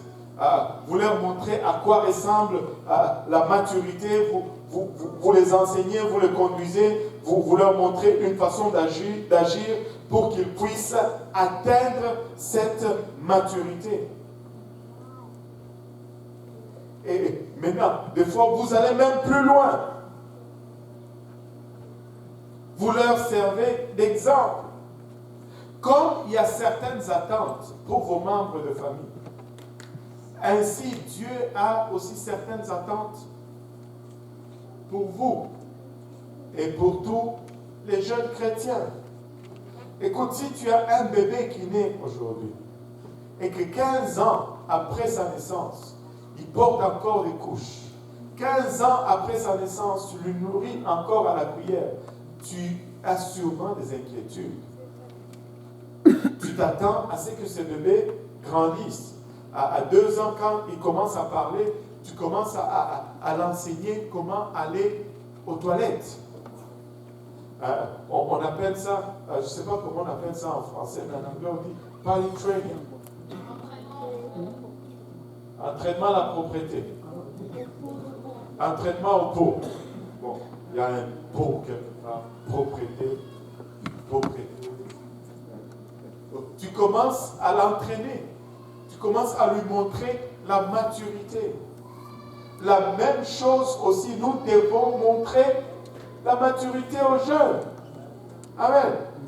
C'est la raison pour laquelle les saints matures sont une telle bénédiction. Écoute, quand les gens grandissent, il n'y a rien de tel qui rend un pasteur heureux. C'est le bonheur quand les gens grandissent. C'est le bonheur quand les gens appliquent la sanctification. C'est le bonheur. C'est une bénédiction pour une église apostolique quand les chrétiens maturent. Parce que sans même dire un seul mot, ses frères et sœurs plus âgés dans la famille de Dieu servent d'exemple. Que tout le monde dise exemple. Et que tous les jeunes croyants peuvent imiter et suivre. Amen. Regardez 1 Corinthiens 4, 16. On va conclure rapidement. Je vous en conjure donc, soyez mes imitateurs. Soyez mes imitateurs. Paul était un chrétien mature. Et il servait d'exemple ou de modèle. 1 Corinthiens 11, 1. Soyez mes imitateurs comme je le suis moi-même de Christ. Quand tu te conformes à l'image de Christ, les autres te voient et ils se conforment aussi à ton image, indirectement à l'image de Christ. Amen. Philippiens 3, 7. Soyez tous mes imitateurs, frères, et portez les regards sur ceux qui marchent selon le modèle que vous avez en nous. Alléluia. Nous avons besoin de... Tu sais, quand les anciens chrétiens commencent à baisser, 3.17, Philippiens 3.17, et quand les chrétiens matures commencent à baisser leur standard de sanctification, ça induit beaucoup de monde en erreur. Ça induit beaucoup de monde en erreur. Gardez vos standards de sainteté et restez des modèles. 1 Timothée 4,12, que personne ne méprise ta jeunesse, mais sois un modèle pour les fidèles en parole, en conduite, en charité, en foi, en pureté. Nous devons être des modèles. 1 Timothée 4,12. Nous devons être des modèles pour tous les fidèles. Amen. Dieu a la patience. Le pasteur a la patience. Et l'Église doit aussi avoir la patience avec les nouveaux croyants. Alors qu'ils sont en train d'apprendre les voies de Dieu. Ils ont besoin de temps pour grandir. Et nous allons leur donner le temps. Amen. Amen. Donc, ce ne sont pas eux le problème quand on enseigne la sanctification. Amen.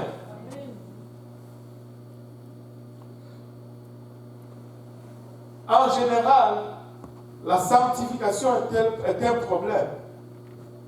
Lorsque quelqu'un qui a été à l'église depuis 157 ans, qui comprend les commandements de Dieu, mais qui met les freins et qui dit « je ne veux pas me soumettre à cela ».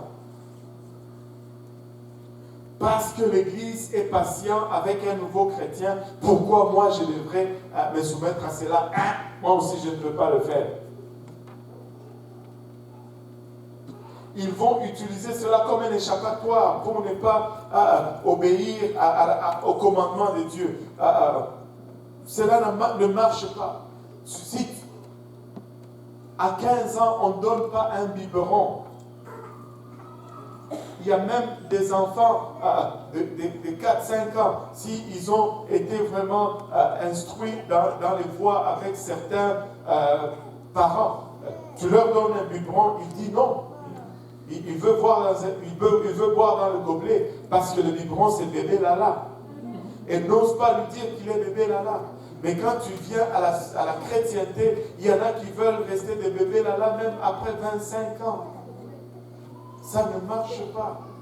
Ça, c'est un problème. C'est un problème. Il y a un seul problème avec cela. Bien que la plupart des questions de sainteté soient des questions de maturité et non des questions de salut. Si nous rejetons systématiquement les commandements de Dieu et résistons à sa volonté, notre désobéissance volontaire devient un problème de salut. Parce que la désobéissance, que tout le monde dise la désobéissance demeure un péché. Et le péché est toujours un problème de salut. C'est la volonté de Dieu que nous puissions grandir. Amen. Regarde ton voisin, dis-lui, tu dois grandir. Même si tu es 150 ans dans l'église, tu dois continuer à grandir. Amen. Jacques 4,17 nous dit, celui donc qui sait faire ce qui est bien et qui ne le fait pas commet un péché. Si tu as appris la sanctification, tu sais que c'est ce qu'il faut faire, tu ne le fais pas, tu fais un péché. Amen. Alléluia. Hébreux 10, 24 à 26, veillons les uns sur les autres pour nous exciter à la charité et aux bonnes œuvres. N'abandonnons pas notre assemblée comme c'est la coutume de quelques-uns, mais exhortons-nous réciproquement, et cela d'autant plus que vous voyez s'approcher le jour. Verset 26, car si nous péchons volontairement après avoir reçu la connaissance de la vérité, il ne reste plus de sacrifice pour le péché. Nous ne pouvons pas connaître la sanctification et prétendre que bon, c'est pas grave. Il y a aujourd'hui une guerre sur cette question, même parmi les pentecôtistes. Le Saint-Esprit va-t-il affecter les actions et l'apparence du vaisseau dans lequel il choisit de résider ou non? Qu'est-ce que cela veut dire? Si le Saint-Esprit vient habiter à moi, est-ce que va-t-il affecter mes actions et mon apparence? Ou devions-nous être comme les autres églises et rejeter les principes de la sanctification en faveur d'un mode de vie moins visible et moins offensant pour cette société moderne? Les religieux parlent d'être sauvés par la grâce, comme si la grâce était une excuse pour continuer à vivre comme le monde. Mais la grâce, ce n'est pas une excuse. La grâce est un habilitateur. La grâce nous permet seulement.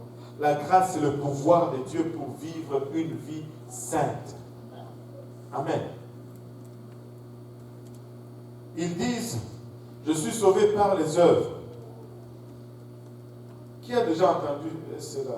Je ne suis pas sauvé par les œuvres. Qui a déjà entendu cela? Je ne suis pas sauvé par les œuvres. Et cela est vrai.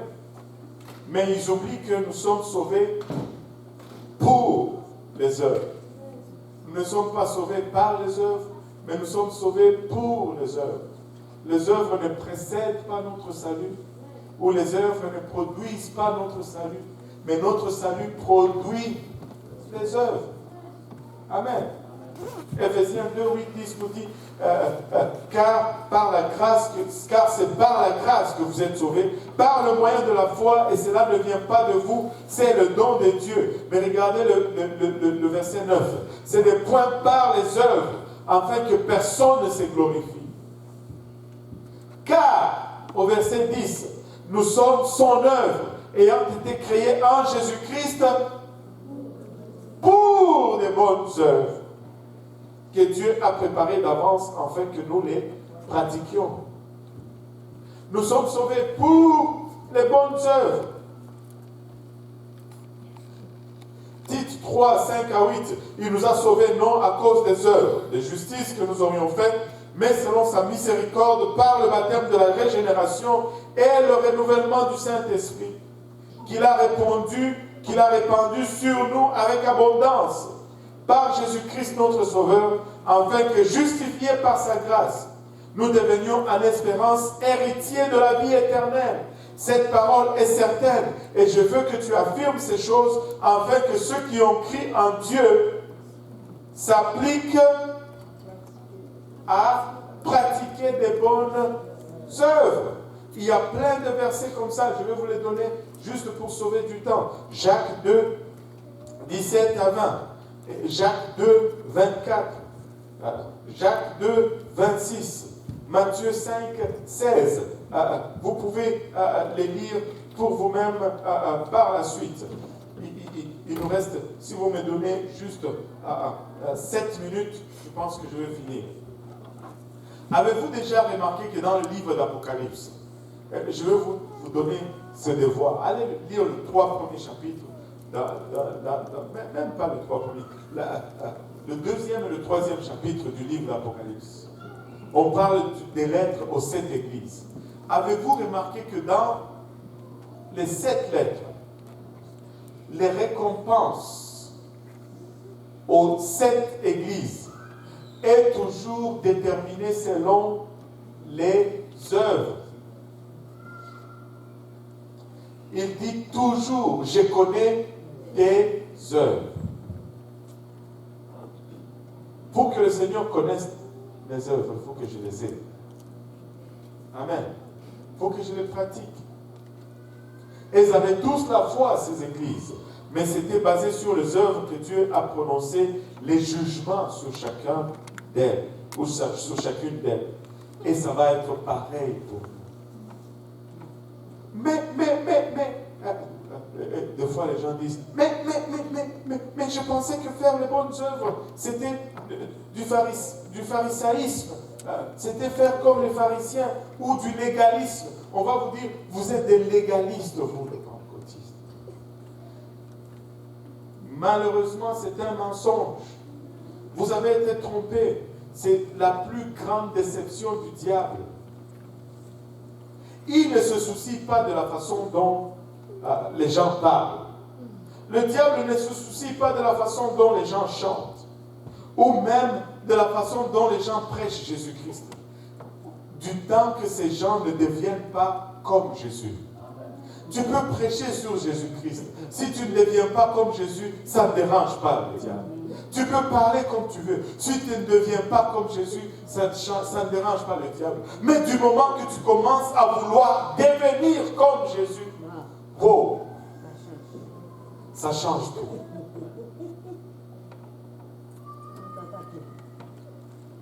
C'est la plus grande crainte que le diable a, c'est que tu deviennes comme Jésus. Que tu prennes l'image de Jésus-Christ. Tu peux faire ce que tu veux. Tu peux même venir à l'église, devenir membre, donner fidèlement tes dîmes. Mais si tu n'es pas transformé à son image, ça ne le dérange même pas.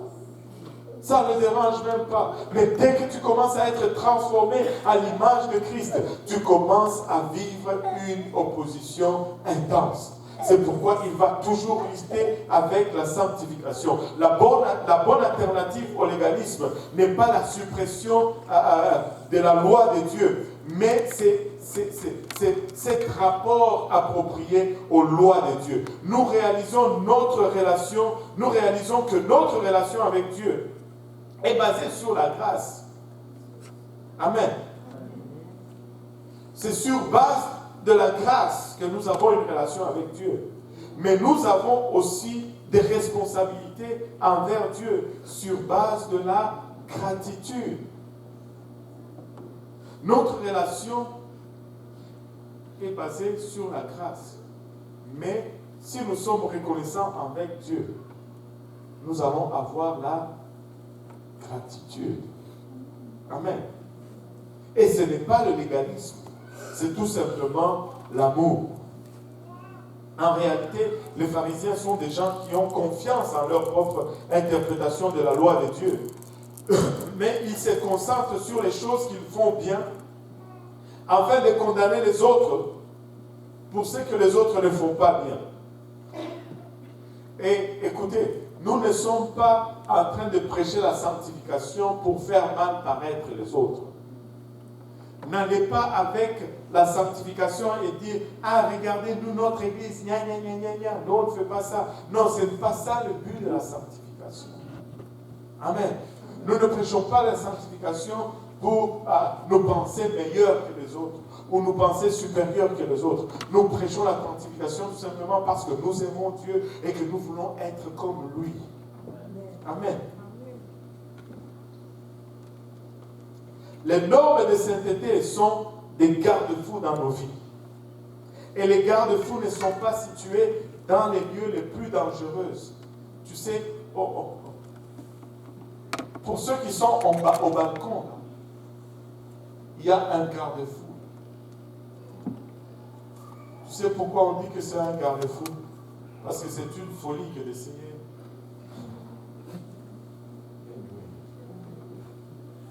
Il y a un garde-fou là sur le balcon. Mais avez-vous remarqué que le garde-fou est sur le balcon? Là où il y a encore un plancher en avant de toi. On ne l'a pas mis ici en bas. Parce que si on le met ici en bas, il ne te sert de rien. Le garde-fou, on ne le met pas dans l'endroit où il y a le danger. On le met dans l'endroit où tu es encore en sécurité. Pour que tu ne puisses pas aller là où il y a le danger. Et quand on a cela, des fois on perd de vue. On dit, mais pourquoi tu mets cela ici? Parce que je suis safe. Justement, c'est pour que tu n'ailles pas là où ce n'est pas safe. Pourquoi on a tous ces principes dans la parole de Dieu? C'est justement pour nous garder là où il y a la sécurité. Si on mettait le garde-fou ici, il va servir à rien.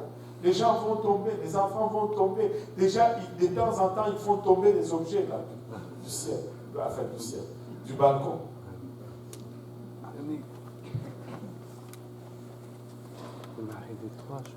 Le lieu dangereux est juste au-delà des garde-fous. Et les garde-fous sont plutôt situés dans des endroits de sécurité. Et vous savez, les garde-fous sont nos marges d'erreur. C'est mieux de se cogner dans le garde-fou que s'il n'y avait pas de garde-fou, de se retrouver dans le lieu dangereux. Vous savez, Wilderson est là, en haut. Là. Si, bon, mettons que je prêche tellement intense et que l'Esprit de Dieu le saisit là où il est, et il se lève du banc, il se propulse en avant et il se cogne dans le garde-fou. Et là, il revient dans la chair, il a mal. Et il dit, waouh, j'ai mal. Et il revient. Il a un peu mal. Mais s'il n'y avait pas de garde-fou, il allait se propulser et tomber, il allait encore avoir plus mal. Tu sais, il a commis une erreur, mais nos garde-fous deviennent notre marge d'erreur. Quand tu cognes le garde-fou, ça va faire quand même mal, mais ça va t'éviter d'avoir plus mal. Tu sais, des fois, certains principes de sanctification, quand tu les appliques, ça va faire un peu mal, mais ça va t'éviter d'avoir plus mal. Oh, Seigneur Jésus, aide-nous. Vous savez, nous disons, nous devons garder les préceptes de la sanctification. Ce n'est même pas tout à fait vrai. Au fond, quand nous gardons les préceptes de la sanctification, les préceptes de la sanctification nous gardent. Et si nous comparons vraiment à l'intensité, les préceptes de la sanctification nous gardent plus que nous gardons ces préceptes-là. Nous avons plus quand nous appliquons ces préceptes que ces préceptes ont quand nous les appliquons. Amen.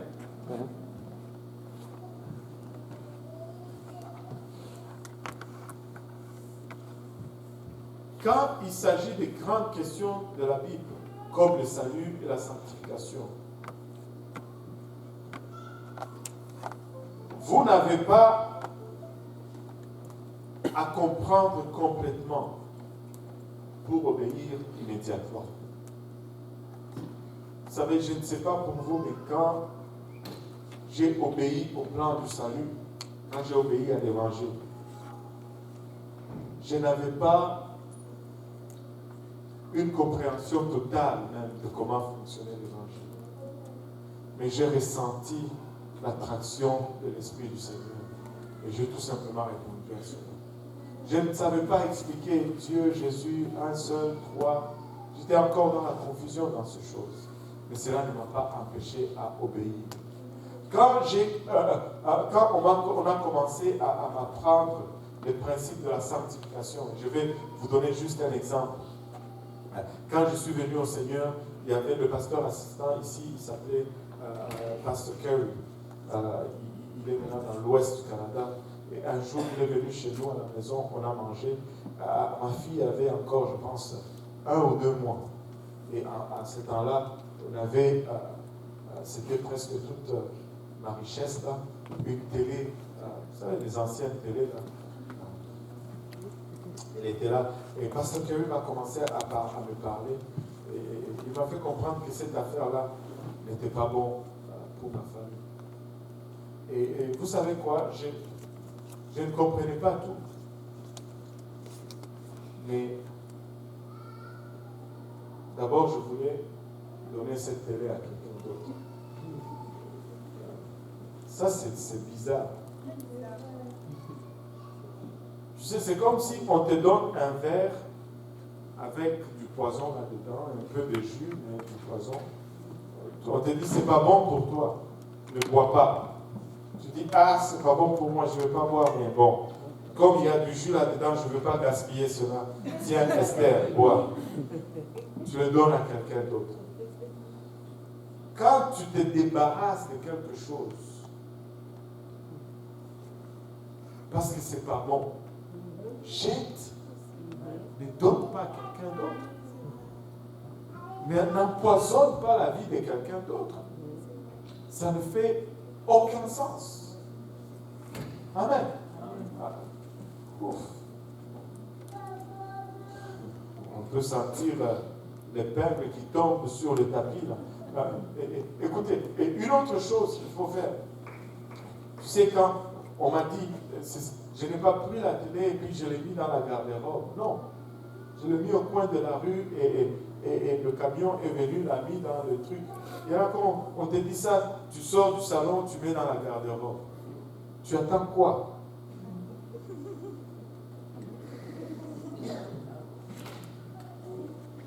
Allô? Tu attends quoi?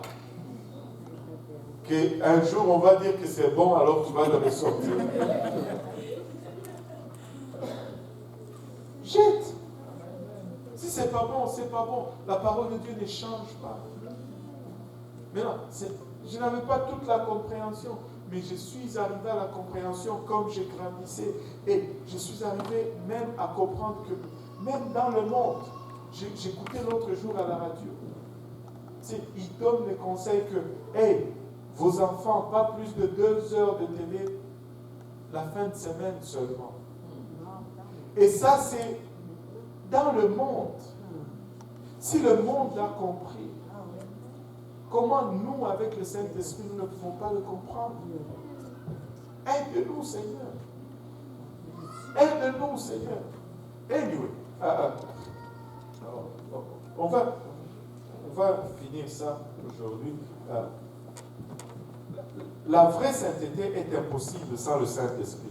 N'essayez pas d'enseigner à quelqu'un la sanctification s'il n'a pas encore reçu le Saint-Esprit. C'est peine perdue.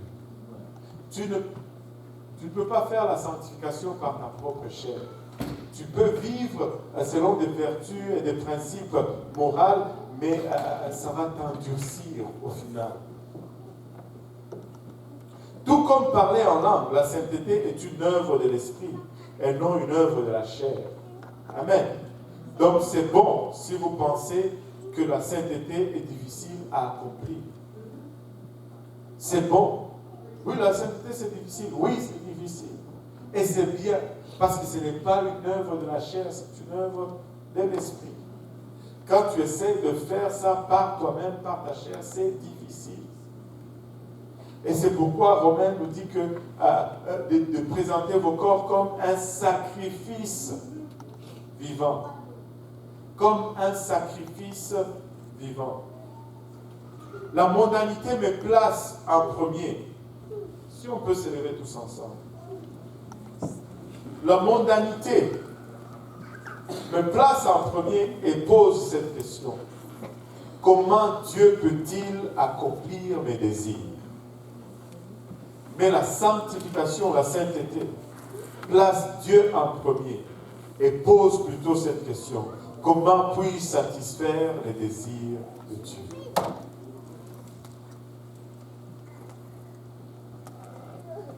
Et aujourd'hui, on dit toujours, la sanctification, vous vivez comme si vous étiez liés. Voilà. La sanctification n'est pas un lien. La sanctification est une beauté. Et nous le chantons souvent, et ces paroles que nous chantons, c'est une traduction exacte du psaume 29, qui dit « J'attendrai pour toi, ô Dieu puissant. »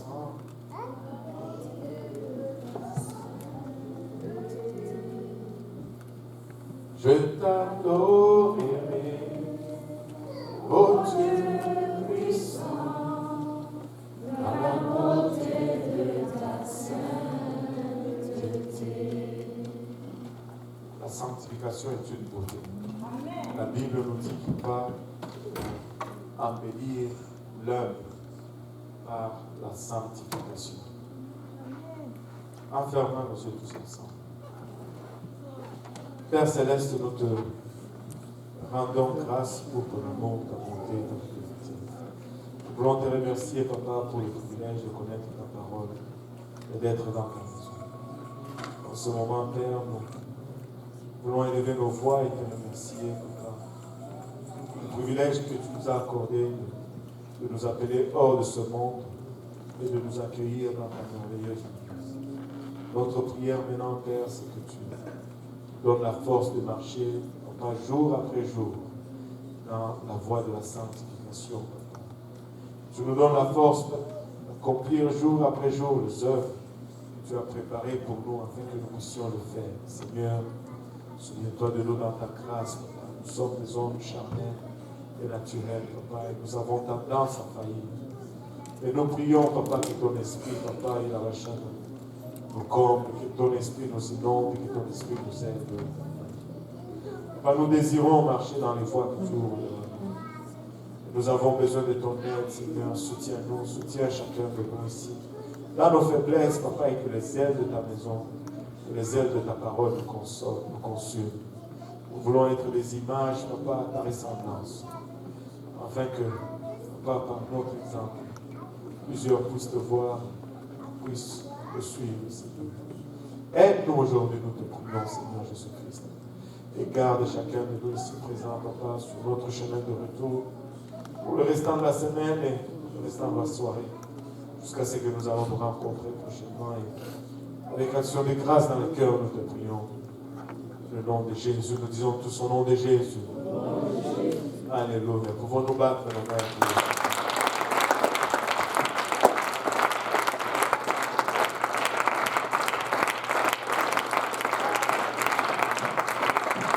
Dieu 2 semaines, nous allons commencer à étudier les préceptes. Là, nous avons passé les 2 premières séances juste à établir la nécessité de la sanctification. Là, nous allons maintenant entrer dans les préceptes de la sanctification dans 2 semaines. Que le Seigneur vous bénisse. N'oubliez pas la conférence francophone. N'oubliez pas d'inviter quelqu'un. N'oubliez